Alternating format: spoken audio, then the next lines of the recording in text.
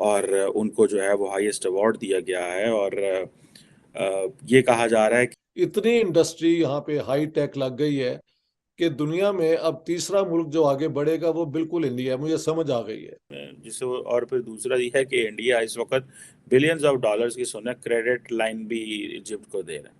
कि पाकिस्तान में जो चीज बताई जाती है कि वहां पे मुसलमानों के खिलाफ ये चीजें हो रही हैं, वहां पे मुसलमानों पे जुल्म किया जा रहा है, या आरएसएस की आइडियोलॉजी के बारे में बताया जाता है।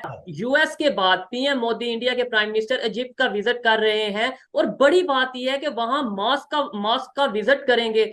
और सारी बात है इंडिया जो है वो जहाँ पे भी जाता है उसको जो उसका हिस्टोरिकल जो पॉलिटिकल रोल मिलता है as a non aligned movement में, वो बड़ा इम्पोर्टेंट है।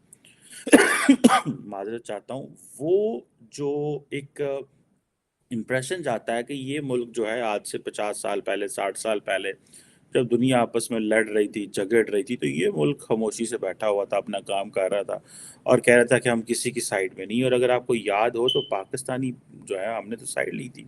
तो इनको चीफ गेस्ट बुलाया था और वो खुद भी पहुंच गए हैं 5 महीने बाद दोबारा इजिप्ट में। और उनको जो है वो हाईएस्ट अवार्ड दिया गया है। और ये कहा जा रहा है कि ये एक इजिप्शियन इंडो स्ट्रेटेजिक पार्टनरशिप की बुनियाद है और अपने ताल्लुकात को नेक्स्ट लेवल पे लेके जाना चाह रहे हैं। दोनों मुल्कों के ताल्लुकात जो हैं वो कहते हैं जी 50 से हैं। और अब आपको मज़े की बात बताऊं कि जो वर्ल्ड वॉर 1 के जो सोल्जर्स हैं, उनको जो है वो नरेंद्र मोदी जो है वो कर रहे हैं, कमेमोरेट कर रहे हैं उनकी सर्विसेज को और कह रहे हैं कि जनाब ये भारतीय फौजी थे। आप इमेजिन करें, ये होता है when you own your people. हम जाते हैं, हमारे वज़ीर आज़म जाते हैं मिडल ईस्ट में, वो कहेंगे पाए तो मुसलमान मुल्क है, ठीक है। इंडिया के वज़ीर आज़म गए तो उन्होंने कहा जी ये तो वो जो उस वक्त यूनाइटेड इंडिया जो था उसका वो है। आज अगर आप देखें कि ये जो क्या नाम है इनका, इजिप्ट के सदर जो हैं वो जितना वेलकम दे रहे हैं मोदी साहब को, आप इसको सोच भी नहीं सकते कि वो उनको किस तरह ट्रीट किया जा रहा है। पाकिस्तान का वज़ीर आज़म तो मुझे पता है लास्ट टाइम मेरा ख्याल है शर्मुल शेख को कॉन्फ्रेंस हुई थी तो वहाँ गए थे। उसके अलावा तो मैंने नहीं कभी सुना, हो सकता कहीं गए हूँ। मैं once I met the Egyptian diplomats, कहीं मैं अब्रॉड था तो मैंने कहीं मुझे मिले तो मैंने कहा सुना है जी पाकिस्तान के साथ आप कैसे ताल्लुकात। उन्होंने कहा कोई हाल नहीं है, ठीक है। सो उससे पता ये चलता है कि जो हमारी जो लीडरशिप है वो हम मुस्लिम वर्ल्ड में कोई इजिप्ट को इतना हाई वो नहीं करती। और आपको पता है कि नरेंद्र मोदी ने बड़ा स्मार्टली, बड़ा केयरफुली हर उस मुल्क के करीब गया है जो पाकिस्तान के करीब था या जो पाकिस्तान से ज़रा सा मसला रखता था। और इजिप्ट क्योंकि जोग्राफिकली अफ्रीका में है, पॉलिटिकली मिडल ईस्ट में है, तो इसको बहुत ज़्यादा जिसे वो कहते हैं ना कि एक एडवांटेज है इस सेंस में कि ये बड़ा इम्पोर्टेंट रोल प्ले करता है in US Israel relations, Saudi Arab Israel relation, and then अब इंडिया इजराइल रिलेशन के अंदर। सो सॉरी मैं इसराइल फैक्टर मिस कर गया था। तो ये आप इमेजिन कर सकते हैं कि फिर इंडिया इसराइल जो पार्टनरशिप है दैट फर्दर गिव्स। और मेरा ख्याल है कि if I will not be wrong, the Israelites may have suggested India that के उनको थोड़ा सा ताल्लुकात जो हैं वो इजिप्ट के साथ तेज करने चाहिए। और ये ही वजह है कि इसराइल की वजह से इंडिया ने की है। और आपको पता है इंडिया जो है when it comes to the Muslim world के बारे में जो ओपिनियन है, इसराइल की बड़ी लंबी चौड़ी बात मानता है। उसकी वजह ये है कि बिकॉज इसराइल के बड़े स्ट्रॉन्ग जो रिलेशनशिप हैं अरब वर्ल्ड में हैं, कुछ ख़राब हैं कुछ अच्छे हैं, लेकिन फिर भी रिलेशनशिप तो हैं। तो इस वजह से इसराइल की बात वो मानते हैं। अब जो इकोनॉमिक फ्रंट पे अगर आप देखें ना, असल चीज़ें तो इकोनॉमी बिजनेस है, ठीक है। विजिट तो एक कोई इंडिया का वज़ीर आज़म, मैं आपको बात बताऊं, दुनिया के जो बहुत सारे वज़ीर आज़म है वो दुनिया में इसलिए ट्रैवल नहीं कर रहे कि वो ट्रैवल कर रहे हैं। मुझे याद है रशियन प्रेसिडेंट पुतिन 2011-12 में पाकिस्तान आना चाह रहे थे, लेकिन कोई सब्सटेंसिव एग्रीमेंट नहीं हो पा रहा था, कोई ऐसी चीज़ बन नहीं पा रही थी, तो वो नहीं आए पाकिस्तान। उन्होंने ये कहा ना कि मैं नहीं जाना, ठीक है। इसी तरह मुझे लगता है कि भारत का वज़ीर आज़म भी हर जगह नहीं पहुंच जाता हमारे वज़ीर आज़म की तरह। साढ़े वज़ीर आज़म तो कहें बात ठीक है, जो कुछ 4 दिन जान छुटेगी पाकिस्तान तो। मेरे ख्याल से तो यही मैसेज है। मैं मसलन बेंगलोर में हूँ, जो इंडिया का इस वक्त हाई टेक या सिलिकॉन वैली जिस तरह है ना, जिसमें जी जी। आईटी के एक्सपर्ट्स, वो इतना बड़ी यहाँ पे मैंने देखा है, मीलों मील 70 किलोमीटर जितना फैल गया है शहर।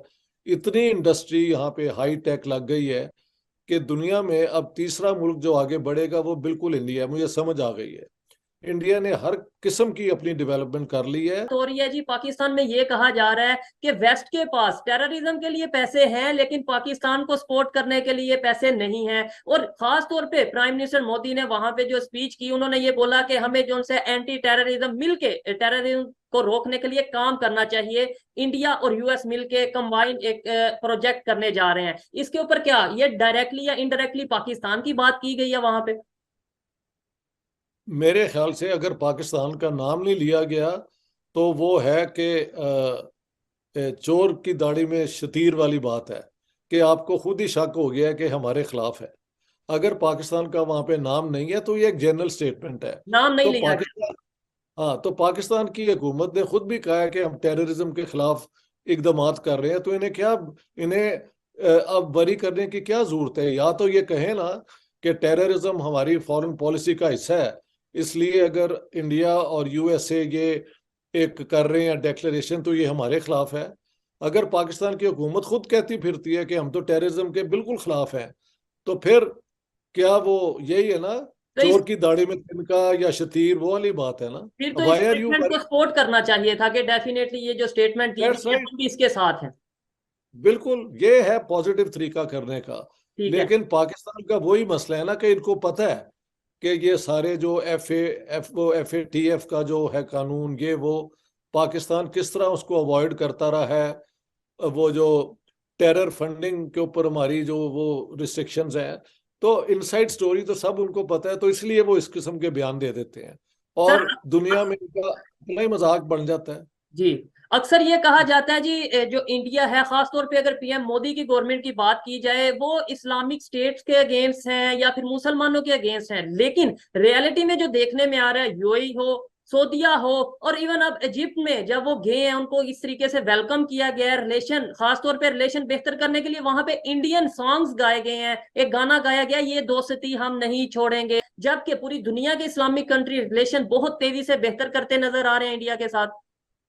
देखिए, यहाँ की सियासत में कुछ फोर्सेस इस किस्म की हरकतें भी करती हैं, तो सच्ची बात करनी चाहिए। लेकिन मैं मसलन बेंगलोर में हूँ, जो इंडिया का इस वक्त हाई टेक या सिलिकॉन वैली जिस तरह है ना, जिसमें जी जी सर। IT के एक्सपर्ट्स, वो इतना बड़ी यहाँ पे मैंने देखा है, मीलों मील 70 किलोमीटर जितना फैल गया है शहर। इतनी इंडस्ट्री यहाँ पे हाई टेक लग गई है कि दुनिया में अब तीसरा मुल्क जो आगे बढ़ेगा वो बिल्कुल इंडिया है। मुझे समझ आ गई है, इंडिया ने हर किस्म की अपनी डेवलपमेंट कर ली है। और मुझे ये पता लगा है कि बेंगलोर में सबसे ज्यादा अमीर आदमी जिसकी प्रॉपर्टी है वो है इरफान रजाक साहब, जो अच्छा। कि एक मुसलमान है। और वो मेमन सुन्नी मुसलमान नहीं होते यहाँ से, कच्छ, वो उनके हैं। पिछले दिनों भारत के प्रधानमंत्री नरेंद्र मोदी अमेरिका के दौरे पर गए और इस दौरान उन्हें बहुत ही अच्छा प्रोटोकॉल दिया गया और इस लेवल का प्रोटोकॉल दिया गया जैसा दुनिया में बहुत ही कम लीडर्स को मिला था। और इस दौरे के बाद अब वो इजिप्ट के दौरे पर गए हैं और इजिप्ट ने उन्हें अपना हाईएस्ट सिविलियन अवार्ड भी दिया है। इससे पहले मोदी को सेम अवार्ड UAE और सऊदी अरेबिया जैसे मुस्लिम देश भी दे चुके हैं। इस पर पाकिस्तानी मीडिया का कहना है कि मोदी को हर मुस्लिम बिरादर देश हमारा हाईएस्ट सिविलियन अवार्ड दे रहा है और इस चीज़ से पाकिस्तानी मीडिया बहुत ही बौखलाई हुई है। और पाकिस्तान की मीडिया और पाकिस्तान में ऐसी हवा फैलाई गई है कि नरेंद्र मोदी एक एक्सट्रीमिस्ट आइडियोलॉजी वाले पॉलिटिशियंस हैं, जो कि उनकी इंटेलिजेंस और आर्मी ने फेक नैरेटिव फैलाया हुआ है अपनी जनता के बीच में, जिससे पाकिस्तान की टू नेशन थ्योरी हमेशा रिलेवेंट बनी रहे।